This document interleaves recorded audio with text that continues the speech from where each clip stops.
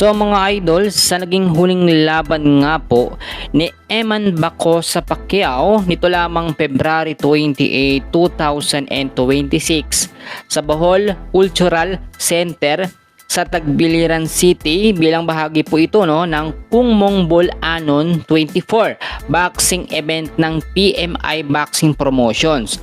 So ito yung mga ilang detalye mga kaibigan sa mga hindi nakapanood Nakakalaban po ni Eman Baco sa Pacquiao.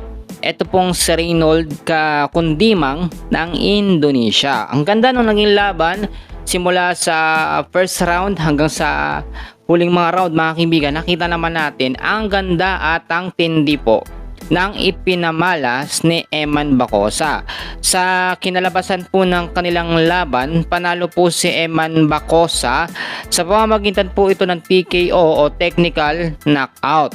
Noong ikaapat po kasi na round, matapos niyang madali o talagang nasoliduhan ni Eman Bacosa ang kalaban ng 5 beses po At yung nagpahamak talaga ng matindi ito sa kanyang kalaban ay yung ikalawa, ikatlo at ikaapat po na round. Nakita nyo naman talagang kuhang-kuha ni Eman Bacosa ang mga galawan ng kanyang ama na si Manny Pacquiao. Hindi talaga natin niya may kakila.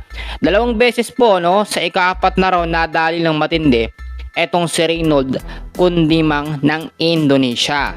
Marami pong nakapansin at nagbigay ng kanilang reaksyon lalo na sa ikatlong round.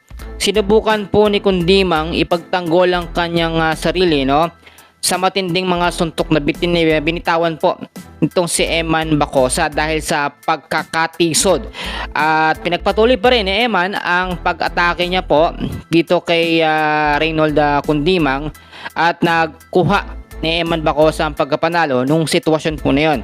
So sa ilang mga update mga kaibigan, dumalo din o nagbigay ng suporta sa laban ni Eman Bacosa ang actress po ang kanyang crush niya talaga ito Ito pong si Jillian Ward.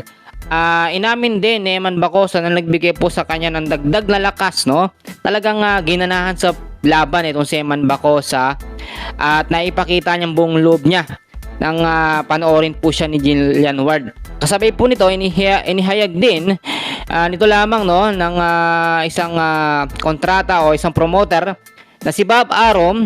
Top rank po ito na pumirma ng kontrata itong si Eman Bacosa.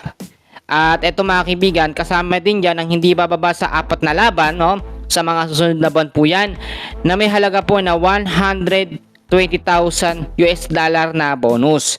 So matapos pong laban at record ni Eman Bacosa ay naging 8 panalo, 8 talo at 1 pong tabla na may 5 na panalo sa pamamagitan po ng knockout. So yan lang yung update natin. So kung gusto niyo pa ng mga update patungkol kay Eman Bacosa, huwag niyo kakalimutan na mag-like and subscribe sa ating channel.